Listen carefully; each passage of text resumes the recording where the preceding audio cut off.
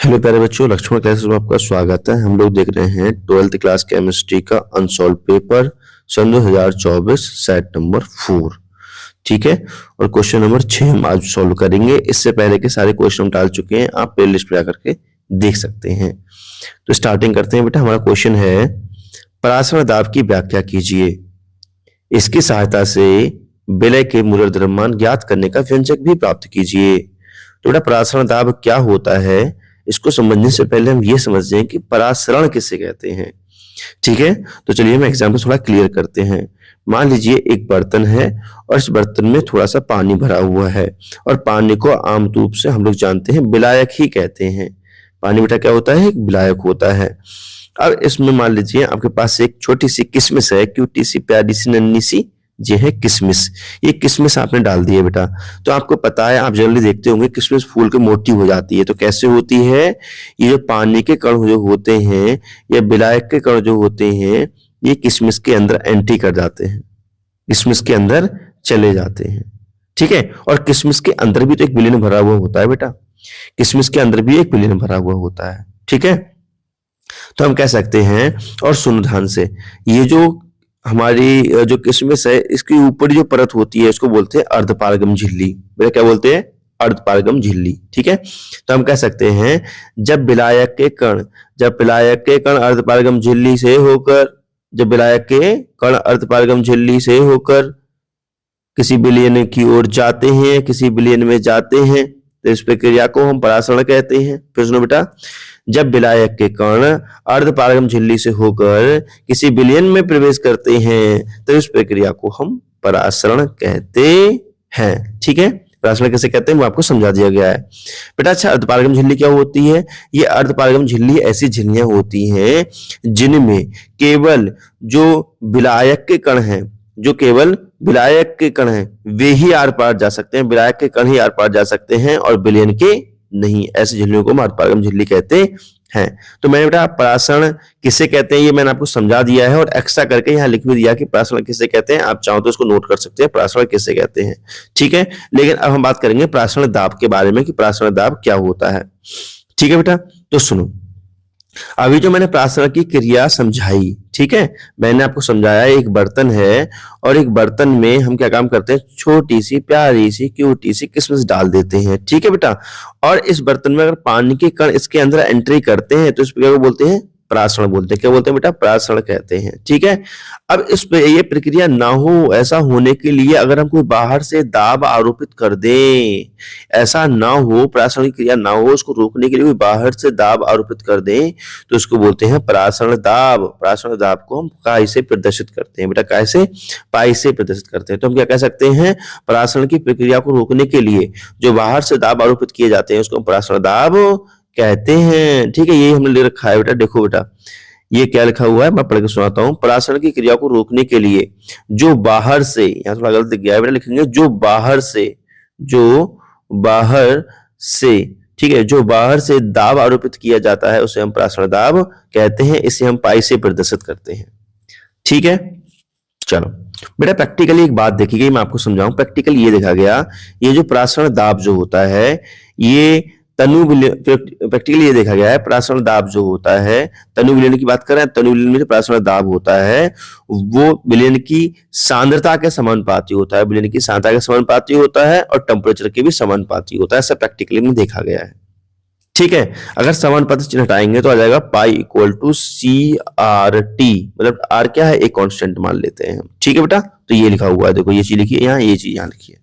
ठीक है, अच्छा C इक्वल टू क्या होता है बेटा, C इक्वल टू होता है विलय के मोलों की संख्या। C इक्वल टू क्या होता है बेटा, विलय के मोलों की संख्या अपॉन आयतन। ठीक है, तो ये चीज हमने यहाँ लिख दी, विलय के मोलों की संख्या अपॉन आयतन। ठीक है, और मोलों की संख्या क्या होता है बेटा, विलय का भार बेटा, विलय का मोलर द्रव्यमान, तो ये चीज हमने यहाँ लिख दी। ठीक है, तो ये ऐसा हो गया। तो कुल मिलाकर के हमारा M2 की वैल्यू ये आ गई हमारे। ठीक है बेटा, बाकी जहां क्या होता है, M2 क्या है, विलय का मोलर द्रव्यमान है, W2 क्या है, विलय का भार है, पाई क्या है, परासरण दाब। भाई सच लिखी हुई है, नोट कर लेना आप लोग। ठीक, चलो आगे बढ़ते हैं, सब नोट कर लेना आप लोग। अब देखते हैं अथवा वाला क्वेश्चन। अथवा वाला क्वेश्चन में है, एक ठोस के 1.26 ग्राम को 200 सेंटीमीटर क्यूब जलीय विलयन में घोला गया। 300 केल्विन पर इस विलयन का प्रासरण दाब 2.57 × 10⁻³ बार पाया गया। ठोस विलयन के मोलर द्रव्यमान का परिकलन कीजिए। ठीक है बेटा, तो देखो यहां पर जो दे रखा है वॉल्यूम दे रखा है सेंटीमीटर क्यूब में, तो आपको पता है 1 लीटर बराबर होता है 1000 सेंटीमीटर क्यूब। तो 1 सेंटीमीटर क्यूब क्या होता है 1/1000 लीटर। ठीक है, तो क्या हो सकता है, हम कह सकते हैं कि अगर हमें सेंटीमीटर क्यूब को लीटर में बदलना है तो हम 1000 से भाग देंगे तो लीटर में चेंज हो जाएगा, तो भाग देने पर हमारा प्राप्त होता है 0.2 लीटर। ठीक है बेटा, चलो और दे रखा है बेटा W2 दे रखा है 1.26 ग्राम, टेम्परेचर देखा है 300 केल्विन, परासरण दाब रखा है 2.57 बार और मोलरिटी यहाँ पे ज्ञात करनी है और R कांस्टेंट जो होता है गैस स्थिरांक होता है वो 0.083 होता है। ठीक है बेटा, हम जानते हैं फॉर्मूला हमारा क्या होता है पाई V इक्वल टू W2 बटे M2 इंटू RT, यहाँ से M2 इक्वल निकालेंगे तो M2 इक्वल टू W2 बटे पाई V इंटू RT हो जाएगा। यहाँ सारी वैल्यू रख करके बेटा हम कैलकुलेट करेंगे तो जो हमारा आंसर आएगा वो इतना आंसर आएगा। ठीक है ना, चलो हम अगले क्वेश्चन की बात करते हैं। अगला जो क्वेश्चन है 6 का खा लिखा हुआ कार्बोक्सिलिक अम्लों के एस्टीकरण की परिभाषा दीजिए। कार्बोक्सिलिक अम्लों के एस्टीकरण की परिभाषा दीजिए तथा क्रिया विधि भी समझाइए। बेंजोइक अम्ल के हैलोजन नाइट्रीकरण अभिक्रिया के समीकरण भी लिखने हैं। ठीक है बेटा, तो बेटा एस्टीकरण कहते किसे हैं, सीधी सीधी बात है यार, एस्टर बनने की प्रक्रिया को एस्टीकरण कहते हैं। क्या बेटा, एस्टर बनने की प्रक्रिया को हम क्या कहते हैं, एस्टीकरण कहते हैं। देखो ये एस्टर बना है, एस्टर बनने की प्रक्रिया को हम एस्टीकरण कहते हैं।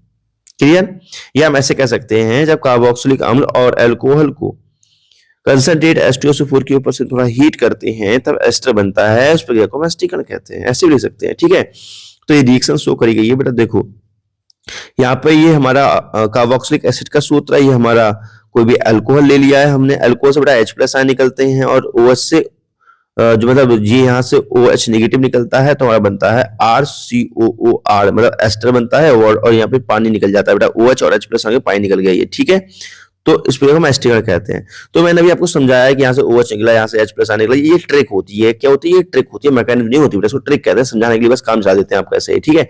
लेकिन मैकेनिज्म रियल में क्या होती है, मैकेनिज्म आपकी यहाँ लिखी गई है, मैकेनिज्म आपको समझाया जाएगा कि मैकेनिज्म क्या होती है। ठीक है बेटा, तो सुनो मैकेनिज्म क्या होती है, बिल्कुल सही स्टेप है, मैकेनिज्म देखेंगे। देखो यहाँ पे सबसे पहले लेते हैं कार्बोक्सिलिक एसिड। कार्बोक्सिलिक एसिड में बेटा आपको पता है जो कार्बोनिल कार्बन होता है इनका यहाँ पे डबल बॉन्ड O लिखा होता है, मतलब कार्बोनिल कार्बन का कार्बोनिल ऑक्सीजन होता है ये। ठीक है, और ऑक्सीजन पे 2 लोन पेयर होते हैं आपको पता है। इसके प्रोटोनेशन करा रहा है बेटा, जो प्रोटोनेशन H+ आयन कहाँ से आई है, ये आया बेटा कंसंट्रेट H2SO4 से H+ आयन आए।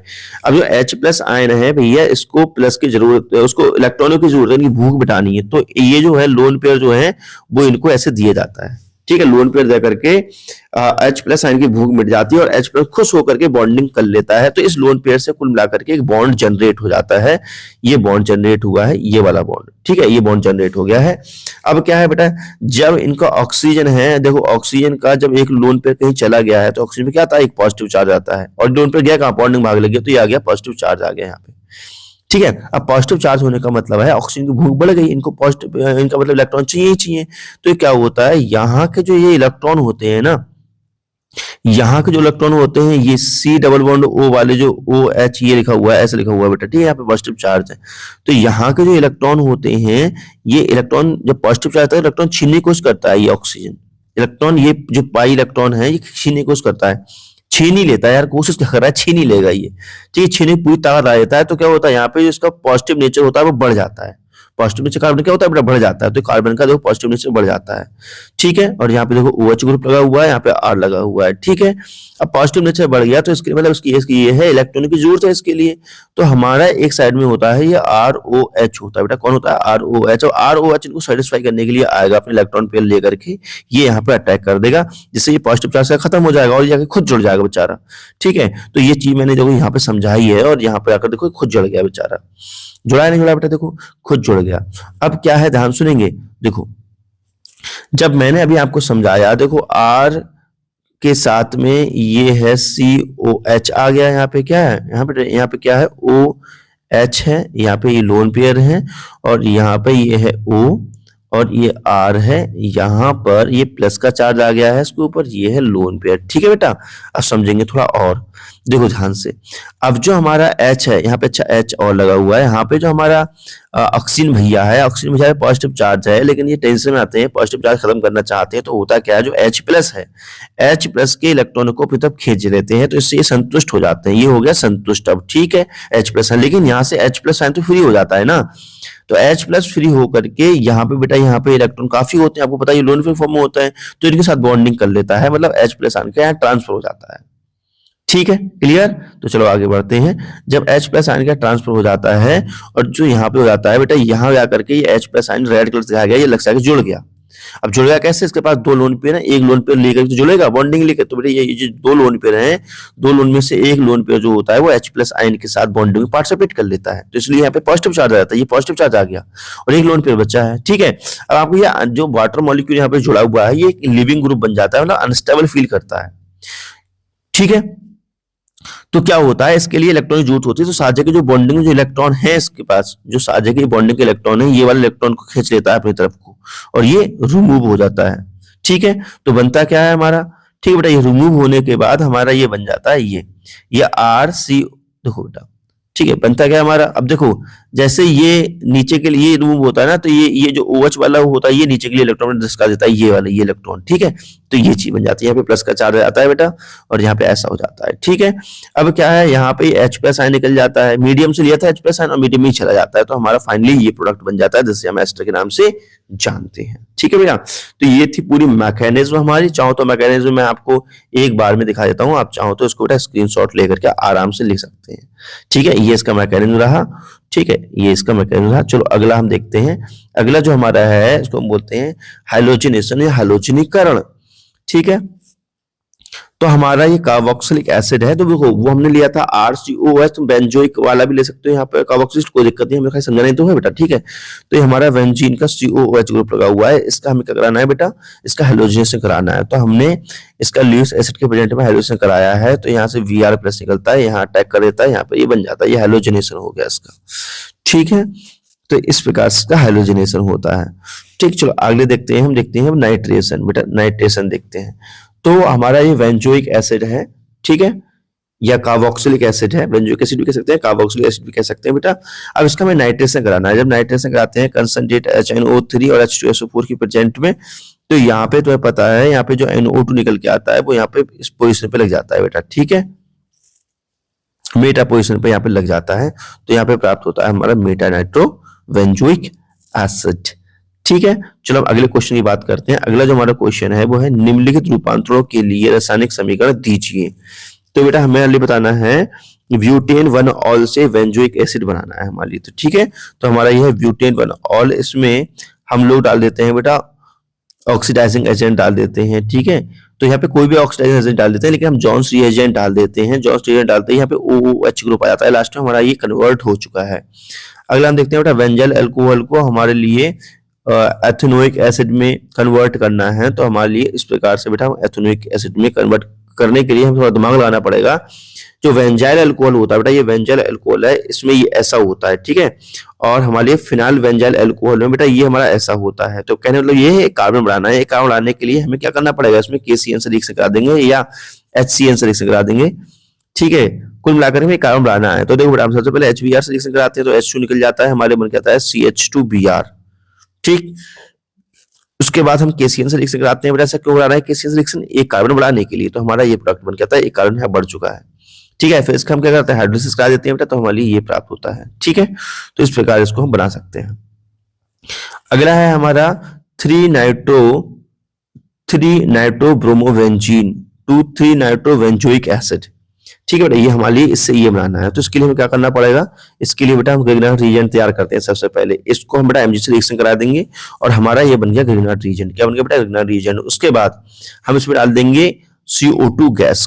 ठीक है, CO2 गैस डालेंगे और फिर ग्रिग्नार्ड रीजेंट वाली रिएक्शन चल रही है बेटा, और ये यहाँ पे इस तरीके से ये रिएक्शन कंप्लीट होती है। हमारा ये देखो यहाँ पे एक प्रोडक्ट प्राप्त हुआ है। ठीक है, चलो अगला हम देखते हैं। अगला हमारा है 4 मिथाइल एसिटोफिनॉन 2 वेंजीन 1,4 डाइकार्बोक्सिलिक एसिड। ठीक है बेटा, तो यहाँ पर देखेंगे बेटा, यहाँ देखेंगे हम, यहाँ पे यहाँ बॉन्ड ब्रेक करना पड़ता है इसका, ठीक है, तो हमारी ये चीज प्राप्त होती है, हम रफली वर्क समझ रहे हैं। और जो यहाँ पर जो मिथाइल ग्रुप है, मिथाइल वाला जो ग्रुप है वो COH में हमें कन्वर्ट करना है और ये चीज हमें इसमें कन्वर्ट करनी है, ठीक है। तो इसको हमें रिएक्शन देखनी होगी। बेटा देखो हम क्या काम करते हैं, इसका KMnO4 KOH के साथ में रिएक्शन कराते हैं, तो हमारे मिथाइल ग्रुप जो होता है COO में इसमें चेंज हो जाता है, ये वाला ग्रुप इसमें चेंज हो जाता है। अब हम डाइल्यूट H2SO4 डालते हैं, इसमें ये चेंज हो जाता है, इसमें ये चेंज हो जाता है, ये रिएक्शन है इसकी, ठीक है।